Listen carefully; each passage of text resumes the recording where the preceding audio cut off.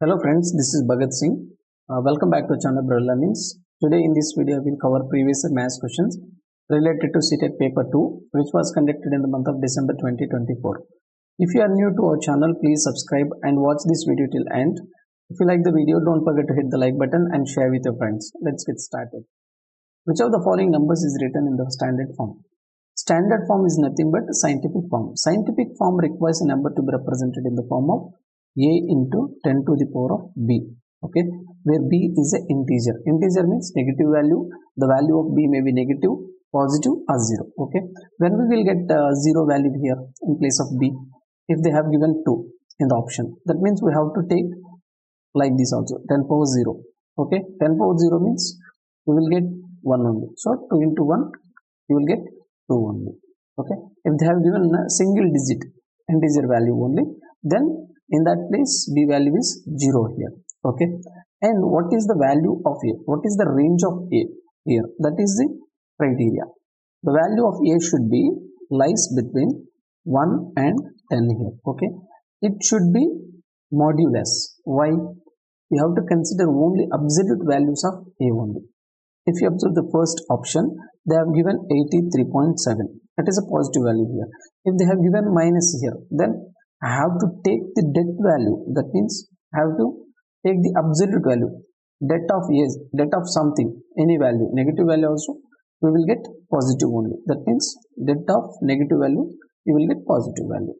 So we have to take only positive values here. Otherwise, you can represent the same equation in this form. The value of a should be lies between minus 10 to less than or equal to minus 1, or the value of a should be 1 less than or equal to a or less than 10, okay. Why I am writing here less than only, not less than or equal to here also? Because then it will become 2-digit number. That is why it should be less than this number. Here the a value should be greater than minus 10. Here the a value should be less than 10. So, okay. If I club these two statements, I will get this equation here, okay. That is why the value of a always should be absolute here. I have to take only positive values, okay. So let's check all these options. First one, for the first statement, they have given coefficient value is 83.7 here. The value of a is 83.7, which is not in between 1 and 10. So this is wrong answer. Second one, 45 into 10 to the power of 3. Here the coefficient value 45. So it is also not in between the range 1 and 10. So this is also not correct option. Let's check the third one. This value 8.5, coefficient value 8.5 is in between the range of 1 and 10.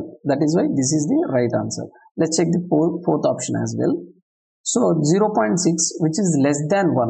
That is why this is also wrong statement. Let's move to the next question. In a pentagon ABCDE, angle ABCDE are given. The value of 2x plus 10 degree is. They are asking about 2x plus 10 degree value. Here they have given an irregular pentagon. Why? The value, if you observe, the value of A, B, C, D and E all are different. That means it is an irregular pentagon. Whether it is a regular pentagon or irregular pentagon, the sum of all internal angles should be equal to 540 here, okay. If you know this problem will be very easy, okay. Otherwise, I'll tell you a trick here. Take a regular pentagon. Though they have given irregular pentagon in this question, you just take a regular pentagon in order to calculate the internal angle, okay, internal angle of a pentagon. For any polygon, the sum of all external angles should be equal to 360, okay.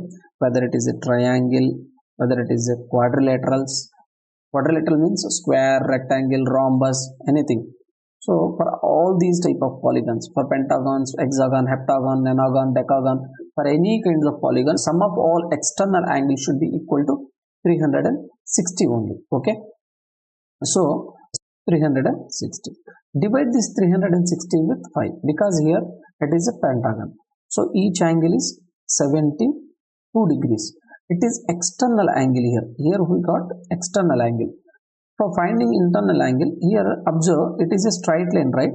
At straight line we will get 180 total. Here we have 72 degrees external. Remaining is 108. And multiply this 108 degrees with 5. You will get the total internal angle, that is 540. Apply this procedure for any kind of polygons. You will get the total internal angle. Okay.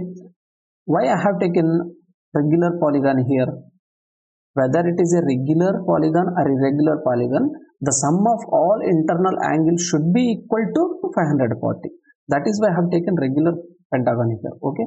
Now what you need to do here, add up all these angles and equate this value to 540 here. So first one is 2x plus 9. Second one is 2x plus 1. Third one is 2x minus 1. Fourth one 2x plus 5. And then fifth angle is 3x minus 4. This total value is equal to, should be equal to 540. Okay, here 2x, 2x, 2x, 2x, 2x, 10x minus 9, 10, minus 1 means 9 again. This one cancel means 9 only. 14 minus 4, 10 only here. So 540. Here x equal to 530 by 10. You will get 53 here. But they have asked about 2x plus 10. So substitute this value here. X value is 53 means 253 is 106 plus 10. You will get 116 degrees. Okay. Third one is the right answer here. Let's move to the next question. The sum of 8,000 becomes 9,500 at 7.5% per annum in X years at simple interest. What will be the amount of sum in same time at 20% per annum if the interest is compounded yearly? First, calculate the time period here. Without time period, we cannot solve this problem. Okay.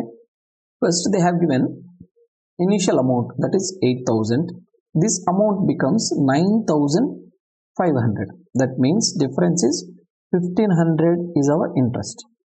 At how much? 7.5% per annum. Okay. It is at simple interest. Simple interest means for every year interest will be same. So first get the 1 year interest here. 1 year means original is 8,000. Out of this 8,000 we have to calculate the 1 year interest, that is 7.5% per annum. Okay, what is 1% here? If I remove these two zeros, I will get 1% here. So 80 is 1%. So I have to take 7.5%, means I have to multiply this value with 7.5. I will get 8 sevens are 560 and 8 halves are 40. So I'll get here 600 interest per year. Okay. In order to get the time period, it is simple interest. That is why I am straight away dividing this 1,500 with 600. Okay. For every year interest is 600. Total interest is 1,500. That means from here we will get time period. So if I calculate, cancel these. So 3 2s, 3 5s, 2 1s, 2.5. That means for 2.5 years I will get 1,500 interest. Okay. I got the time period here. Now what we need to do here, we have to take time as 2.5 years now, and at 20% per annum, but rate of interest they have changed again, 20% per annum if the interest is compounded yearly. Now write the formula. So initially it is 8,000, right? So now first calculate interest for 2 years only with compounding effect. Okay, compounding effect means 1 plus interest is 20% by 100 for 2 years. It is the formula for compound interest. Principal amount into 1 plus rate of interest by 100 per time period, multiple of time period. So now simplify this expression. So 8,000 into here 21s, 25s. So 6, 5 1s are 5, 6 by 5 here, 2 times Okay, because we have power as 2 here.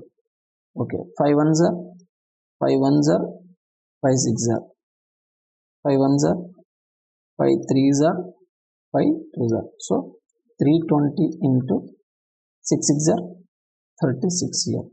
Now calculate this. 606 6 twos are 12, 6 threes are 18 and 1 remain 19. 300 3 twos are 6, 3 threes are 9.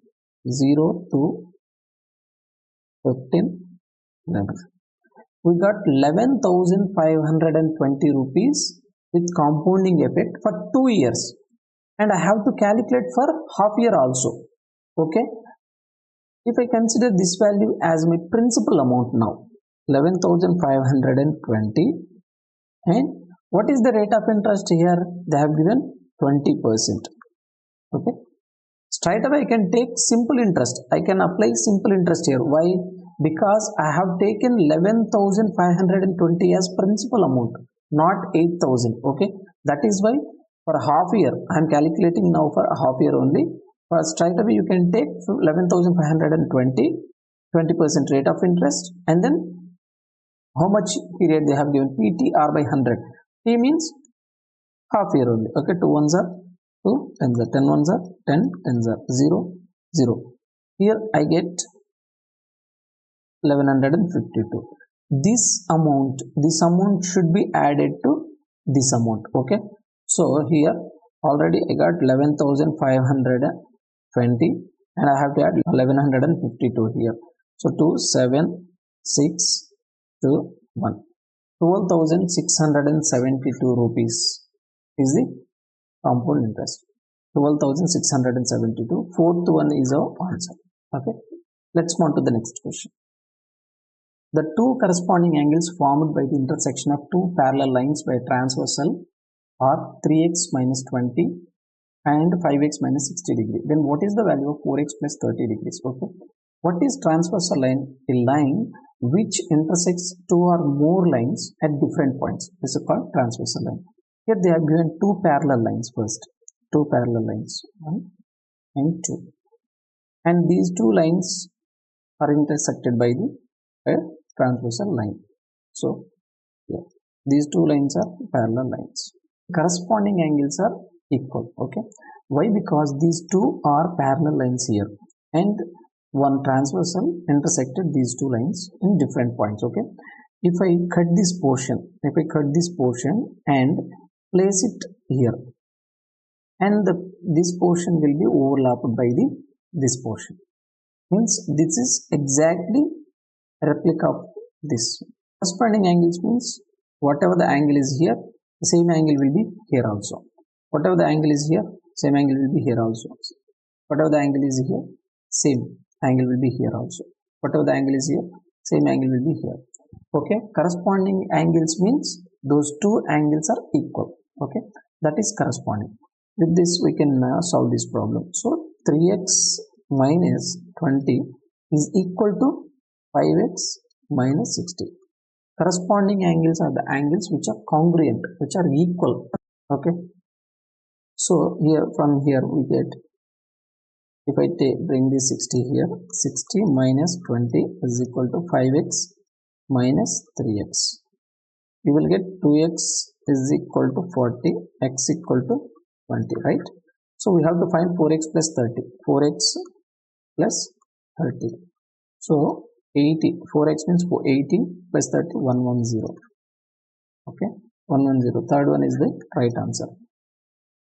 I will tell few more details in this question. It will be useful for your upcoming exams. Okay.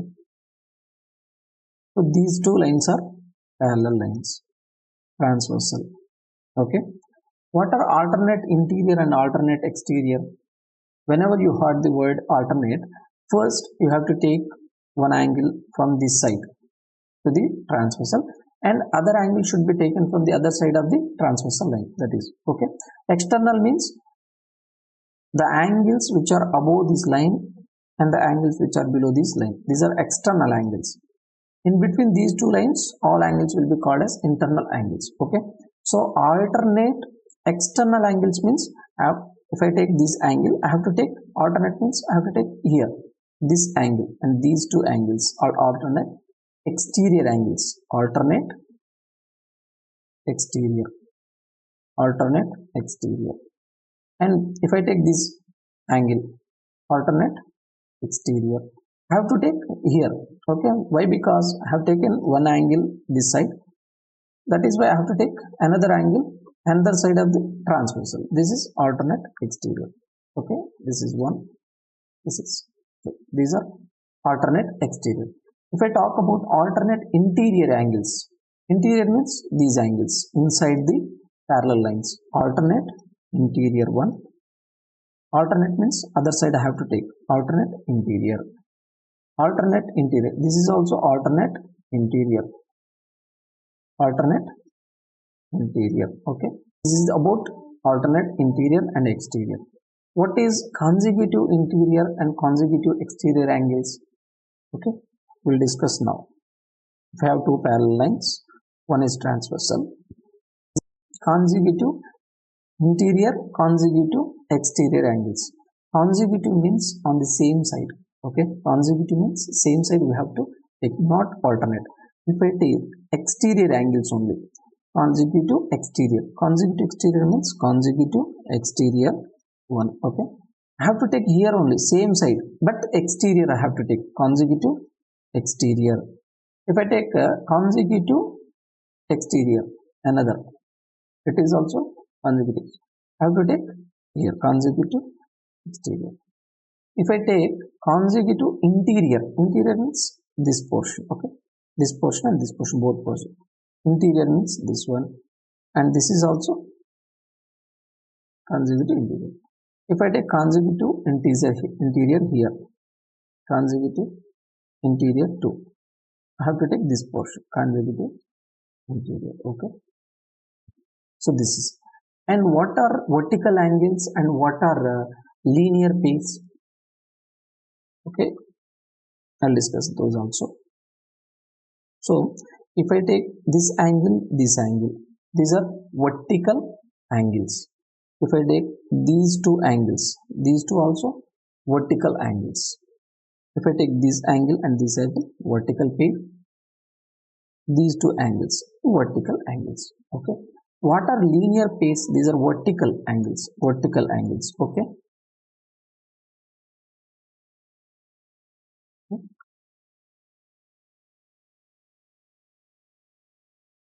these are vertical angles. What are linear pays? Linear pair means if I take this angle, I have to take this portion. These are linear pairs. Linear pairs. Okay, L1. Here also linear pair. Okay, here also linear pair. Here also linear pair. That means I have to take angle on the straight line. I have a straight line here. Okay, I have to take full angle. That means these angles are supplementary. These linear angles are supplementary and consecutive are also supplementary. Okay, I'll write those here for your understanding. Please note all these details because it will be very useful for your upcoming exams. Okay, corresponding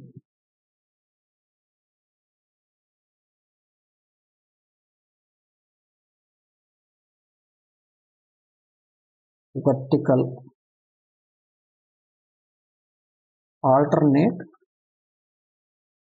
external and internal interior, both all angles are equal. Okay, all are congruent, all are equal. Okay, coming to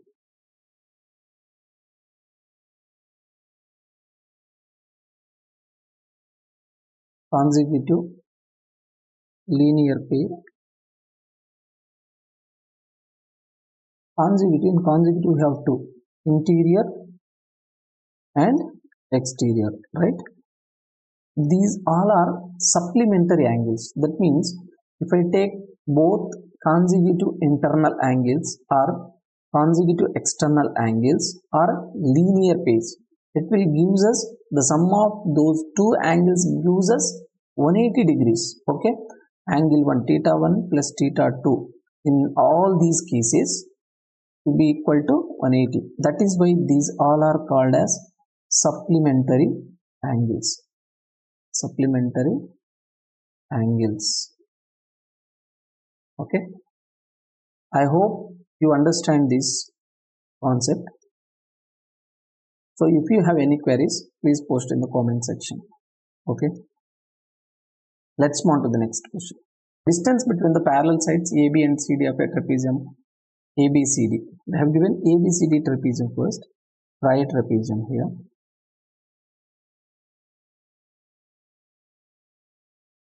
So ABCD trapezium. Distance between these two lines is 12 here. So distance is 12. AB is less than CD. So if I start from here, A, B, C, D. It is the shorter one as compared to DC. Okay. So DC they have given, CD they have given 24, and AD is equal to BC. This one is equal to 13. This is 31, 13, and this is 13. Then the area of trapezium, we have to find the area. In order to find the area, first we need to find the value of AB here. Okay. For finding the AB, apply this Pythagoras concept. If I take a perpendicular here, this length is 12 here, and this length is 13. So I can find here the value. If it is a Pythagorean triplet, means I'll get here 5. If you don't know, hypotenuse square is equal to sum of the squares of other two sides. So 12 square plus I don't know this. So 13 square means 169 minus 12 square means 144 equal to x square. X equal to 25. So x square equal to 25. X equal to 5 here. Okay. I know 5. This is 5. And if I draw same line here also this portion will be 5 only. If I deduct out of this 24, these two values, I'll get AB value, right? So if I deduct 10 from 24, I'll get AB value. AB is 14 here. Okay. So now calculate the area of a trapezium. That is very simple. It is very simple. This is a trapezium. Okay. So it is 14 and it is 24. And the height is 12. Okay. Now divide this trapezium like this. Okay. So first, this is one portion and this is second portion. Calculate the area for two portions individually. So first portion, half into, what is base here? 14 is the base. So 14. And height is 12 only. So 12 plus the second portion, half into, base is 24 here. Height is again 12. Now take common 12 here. Okay. Half into 12, add 14 plus 24 here. Okay. 2 ones are 2 6 are 6 into 14 plus 24, 38. So it gives us 6 3s are 180, 8 6 are 48. So 228 is our answer. So first one is the right answer here. Let's move on to the next question. Following data shows the number of wickets taken by a player in 11 matches played by him or her. So what is the difference between the mean and mode of the data? So what is mean? Mean is nothing but the average of the given data. Okay. First add up all these numbers. So 1 plus 0 plus 2 plus 4 plus 0 plus 3 plus 1 plus 1 plus 2 plus 4 plus 1 by 11 matches. So 1 plus 2 3, 3 plus 7, 7 plus 3 10, 11, 12, 14, 18, 19. So here mean is 19 by 11. And the next mode. What is mode? Mode is the value that appears most frequently from the given data. So here 1 appears 4 times. 1 time, 2 times, 3 times, 4 times. So 1 is the most frequently appeared number here. So here the mode value is 1. And they have asked about the difference of these two numbers. So take the difference. Okay, this is mean and this value is mode. Take the difference. So here 19 minus 11 by 11, which gives us 8 by 11. So third one is the right answer here.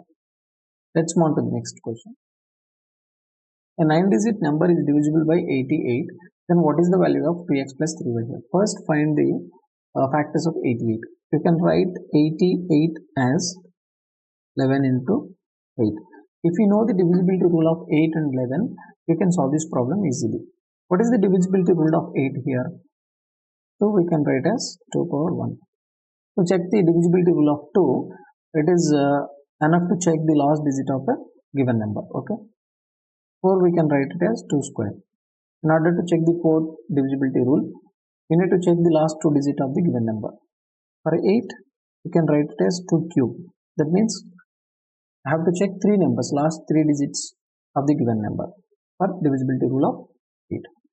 For 16, 2 power 4 like this. But we need in this problem up to here only. Okay. So in order to check the divisibility rule of 8, I have to check last 3 digits of the given number. So in this number 5, 6, 5, x, 9, 2, 7, 4, y. Last 3 digits mean these 3 numbers. So divide this value with 8.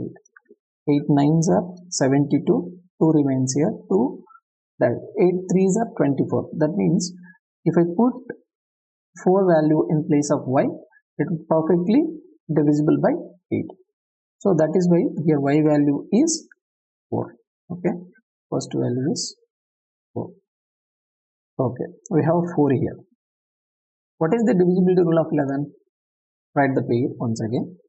5, 6, 5, x, 9, 2, 7, 4.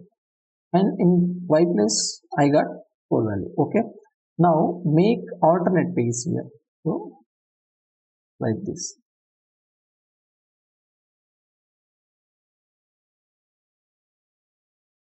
Now we add all these alternate numbers and take the difference of those 2 pairs. And if the difference is 0, then it will perfectly divisible by 11. Otherwise, if the difference is a multiple of 11, then also it will be divisible by 11. Okay, that is the divisibility rule of 11. So 5 plus 5, 10, 10 plus 9, 11, 5 plus 5, 10, 19, 26, 30. So here 30 minus, now add this value, 6 plus 6, 6 plus 2, 8, 8 plus 4, 12, 12 plus x. I have to subtract this whole value. Okay, 30 minus 12, I'll get here 18. 18 minus x. So if I place 7 in place of x, then only I'll get 11 here, which is the multiple of 11. Then only it will be divisible by 11. So that is why the x value here is 7 and y value as 4. Okay. Now what they have asked, 2x plus 3y is equal to, so 2x plus 3y is equal to, 2x means 2 7s are 14 plus 3 4s are 12. So we got 26 here as a answer. So second one is the right answer.